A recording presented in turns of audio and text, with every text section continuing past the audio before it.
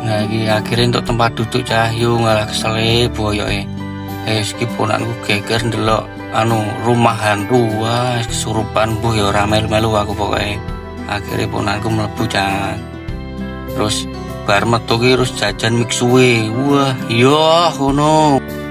Nah terus ki macet-macetan rame wong do ndelok joget-joget ke sing do joget ning Malioboro ku jan wis koyokan jan. Nah iki tulisane Malioboro ki wah sadu nek ning Jogja kudu foto ning kene ya cah kudu sik.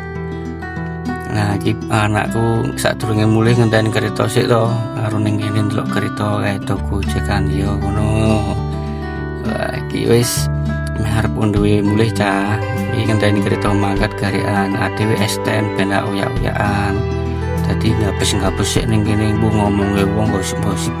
Ora apa-apa lah gosip-gosip sithik. Yo maklum jenenge menungso to. Ing gosip karo ponakanku iki tak ajari gosip iki. Yo ngalah saruwe aja ditiru.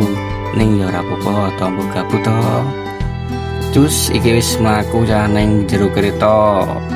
Wis lagi pola anakku ning isor lesotan wis rawo sementing anteng yo le ya Nduk. Lagi ponakku ndak indik iki aku lingguku ning ngarep dhewe cah iki ndelok masinis iki nyetir di